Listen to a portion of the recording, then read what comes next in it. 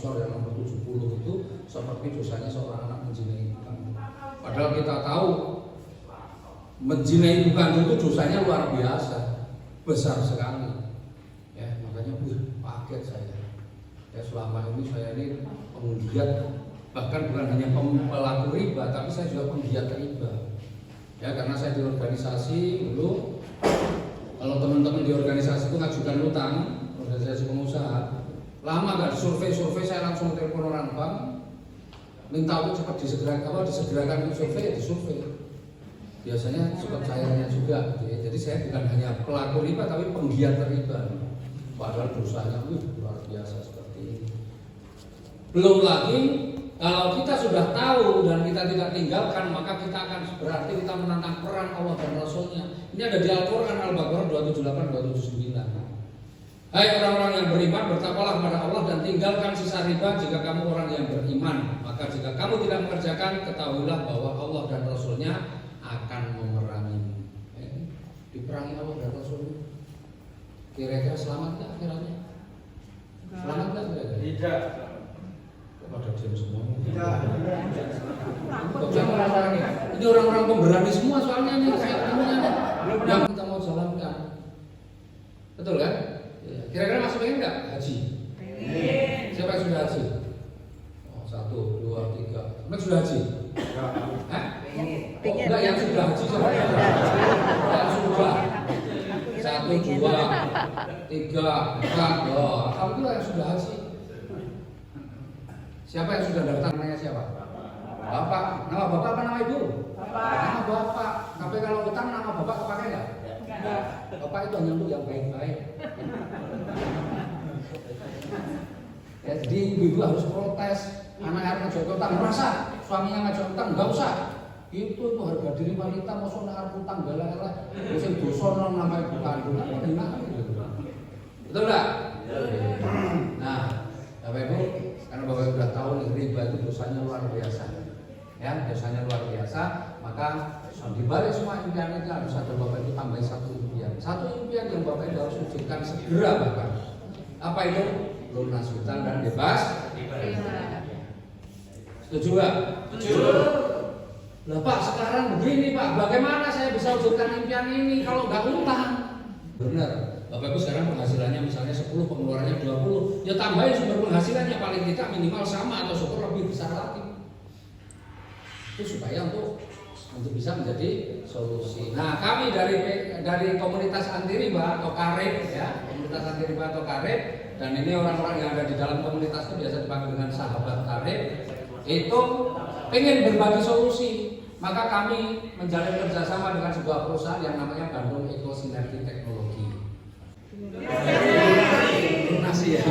Kadang-kadang kalau anak kecil ditambahin perpanjang. Kemarin. Kenapa? Karena ini bisa meningkatkan kekebalan tubuh. Banyak orang yang kena COVID dihajar dengan hapsro atau konsumsi hapsro, maka pemulihannya lebih cepat. Yang tidak kena COVID selalu menjaga kesehatannya dengan hapsro, alhamdulillah terhindar dari COVID. Banyak sekali yang sekarang, maka saya ini pakai M, tapi kalau yang ini pakai N. Kalau yang pakai M ya, itu boleh dikonsumsi oleh bapak-bapak ataupun ibu-ibu. Tapi kalau yang Econex ini pakai N ini hanya khusus untuk bapak-bapak saja. Jadi ibu-ibu nggak perlu konsumsi, bapak-bapak pun kalau konsumsi seperti ini nggak perlu tiap hari. Econex, kalau Econex kami bisa mengubah cacing jadi naga, kalau Kristal V ini bisa mengubah lubang naga jadi lubang cacing. Ini luar biasa kita. Proyek yang kita tawarkan itu bukan modalnya nggak besar, modalnya kecil, tapi hasil. Bapak Ibu pengen rezeki yang banyak yang sedikit? Banyak. Berarti ambil yang berapa? 3. Siapa yang mau bayar itu? Ketemunya berapa? 204.750.000. Lumayan. 99781 1.879.950.000. 1 saya sudah dapat 29, tinggal kurang 2. Yang 150 juta jatahnya 31, baru dapat 23 kali. Syariah tidak ada wajib tutup poin bagi yang pernah menjalankan. Nama Wartoyo dari Wonogiri, latar belakang guru swasta Bapak Ibu. Alhamdulillah 25 tahun jadi karyawan, beli motor cash saja belum bisa ya. Dan alhamdulillah menjalankan PES ya, PT PES hanya dalam waktu kurang lebih 2 tahun bisa beli motor cash dan mobil cash 150 juta. Dan insya Allah setiap tahun ya optimis dapat mobil lagi ya. Tahun depan insya Allah tinggal sedikit lagi Bapak Ibu mobilnya keluar lagi ya. Ya itu dari saya, terima kasih. Assalamualaikum warahmatullahi wabarakatuh. Terima kasih. Assalamualaikum warahmatullahi wabarakatuh. Perkenalkan, nama saya Sarnoto. Kebetulan saya sama seperti Pak Wartoyo, satu instansi ya, sama-sama guru swasta, namun dua saya baru 29 tahun saya mengajar. Sama seperti yang disampaikan Pak Wartoyo, kalau beli mobil cash saya bisa Pak, motor cash bukan mobil. Namun kalau beli mobil belum, dan utang ternyata sampai hari ini masih, sehingga belum lunas utangnya. Oleh karena itu kami ikut di BES ini dengan harapan segera dapat melunasi utang. Dan ini kami baru dapat motor 1, ini masih proses, tapi sebentar lagi mudah-mudahan dapat mobil. Karena yang satu jalur sudah lebih, namun yang jalur satunya belum cukup, tinggal sedikit. Mudah-mudahan tahun ini bisa dapatkan mobil 150. Saya Hendra Kusnawan, saya seorang petani sawit Pak dari Kalimantan Timur. Ya, sengaja saya datang ke sini, saya belajar terus dengan guru saya, dengan mentor saya Pak Danaris.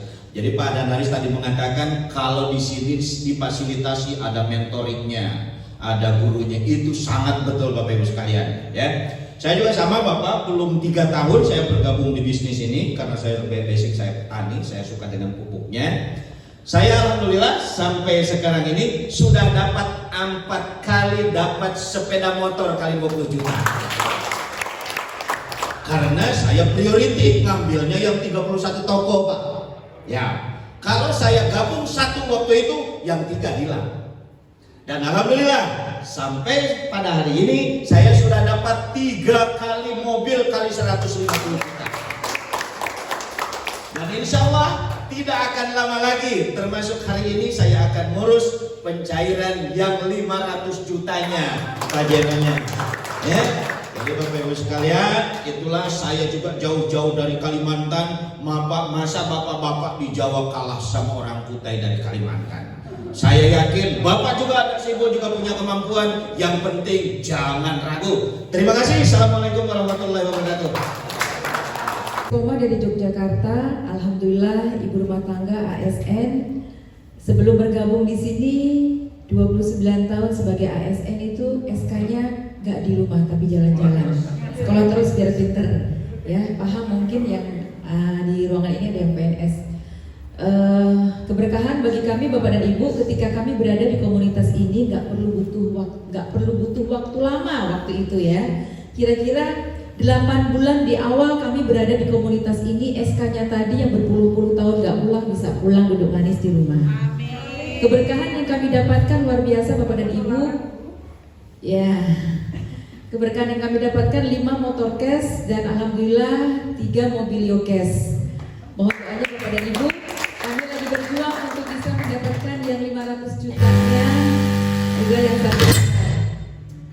Insya Allah Bapak dan Ibu, mudah-mudahan Bapak dan Ibu yang hari ini yakin dengan komunitas anti riba bersama PT BES, insya Allah Bapak dan Ibu yang pengen lunas utang bisa lunas utangnya. Dan kami doakan mudah-mudahan ya Bapak Ibu yang bergabung di hari ini berani mengambil keputusan semua hutangnya dilunasi nanti insya Allah oleh Allah dan oleh PT BES. Amin Allahumma amin. Demikian dari kami. Wabillahi taufiq wal hidayah. Wassalamualaikum warahmatullahi wabarakatuh. Nah Bapak Ibu, ya hari ini Bapak Ibu sama-sama mendengarkan sebuah informasi ya dari orang yang sama, di tempat yang sama, di waktu yang sama. Semuanya mendengarkan semuanya di tempat yang sama, waktu yang sama, orang yang sama. Tapi bisa jadi kesimpulan Bapak Ibu setelah mendapatkan informasi bisa berbeda-beda. Kenapa? Karena tergantung apa yang ada di pikiran Bapak Ibu sekalian. Nah, karena apa? Karena pikiran kita ini akan menentukan masa depan kita juga bahkan. Ya, maka saya terakhir ini saya akan kasih satu cerita penutup. Ya, cerita penutup, cerita seorang pengusaha sepatu yang sedang berpikir kemana sepatu ini yang mau dipasarkan. Karena dia lagi pikir kemana sepatunya akan dipasarkan, maka dia rekrut dua orang untuk melakukan survei. Ya, dia melakukan survei kemana? Ke Papua dan ke Jakarta. Ya, cerita. Anggaplah dua orang itu namanya si pesimis dan si optimis. Maka si pesimis dan si optimis berangkatlah berdua ke Papua. Setelah selesai berangkat juga mereka ke Jakarta. Selesai melakukan survei, maka dipanggillah dua orang itu untuk dimintai hasil surveinya bagaimana. Ya. Nah, pertama dipanggil dulu si pesimis. Pesimis, bagaimana hasil surveimu di Papua?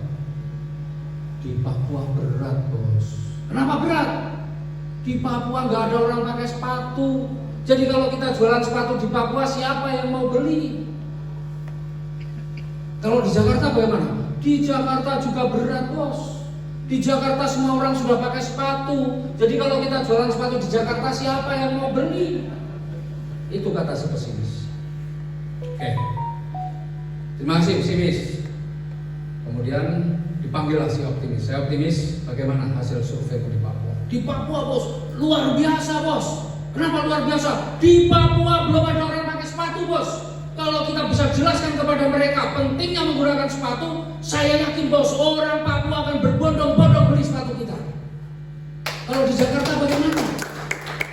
Di Jakarta juga luar biasa bos, semua orang sudah pakai sepatu. Gak perlu kita jelaskan kepada mereka tentang pentingnya menggunakan sepatu.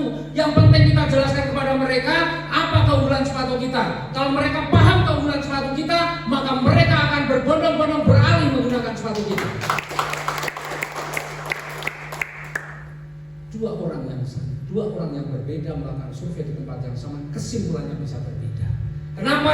Karena si pesimis yang dilihat hanya masalah, meskipun di situ ada peluang yang ada. Sementara orang yang optimis yang dilihat adalah peluang, meskipun di situ ada tantangan yang ada. Saya nggak ngerti Bapak yang baru hadir ini kata baru orang optimis atau orang pesimis. Meskipun kalau saya lihat wajahnya adalah orang-orang yang optimis. Tapi saya ingin bukti bahwa Bapak Ibu adalah orang yang optimis. Di depan saya, di belakang, di depan Bapak Ibu sekalian, ini sudah ada orang-orang yang optimis yang sudah membuktikan hasilnya. Bapak Ibu yang merasa optimis, tentunya juga tidak mau kalah dengan mereka. Kertas yang bisa jadi nggak berarti, kertas yang bisa saja setiap saat Bapak Ibu sobek, buang ataupun lipat-lipat. Tapi kertas juga menjadi kertas yang bisa menjadi kertas yang sangat berarti ketika Bapak Ibu pahami bahwa itu adalah kertas di mana di situ nanti akan Bapak Ibu tuliskan nama Bapak Ibu dengan kesungguhan hati dan insya Allah itulah yang akan mengantarkan Bapak Ibu menjadi orang. Cuma 5 orang yang hari ini nasional merealisasikan. Ya? Oke. Berapa? Khusus nih, oke. Berarti enggak takut nih. Bapak mau ambil yang apa? Basic. Bapak mau yang apa? Oh. Itu yang mana? Priority. Yang berapa toko? Yang paling besar. Uang 31.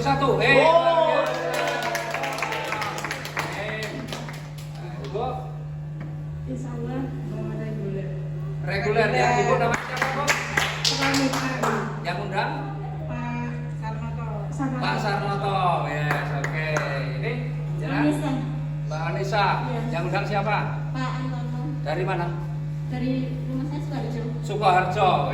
Luar biasa, mau ambil apa? Basic dulu. Oh, basic dulu. Kalau sekarang apa? Kalau dulu basic, sekarang apa? Kan katanya basic dulu. Yang sekarang? Sekarang belum. Kan basic dulu ya. Kalau basic sekarang ya. Ibu yang undang mana? Yang undang? Dulu nggak undang dari. Oh, saya yang undang. Oh iya toh, Bu. Alhamdulillah. hubungi saya Bu ya. Saya udah gak ngerti loh, gak ngomong gitu. Udah. Oh, dari siapa?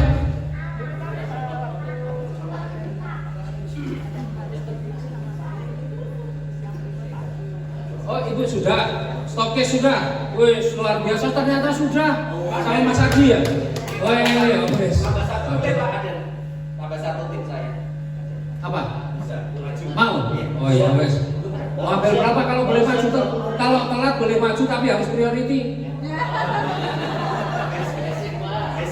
Ya wes, nggak apa-apa. Bu, yang undang siapa? Bapak Antiman, suami saya. Oh, suaminya yang undang. Luar biasa, oke? Oke, ya kita foto bersama lah, foto bersama. Apa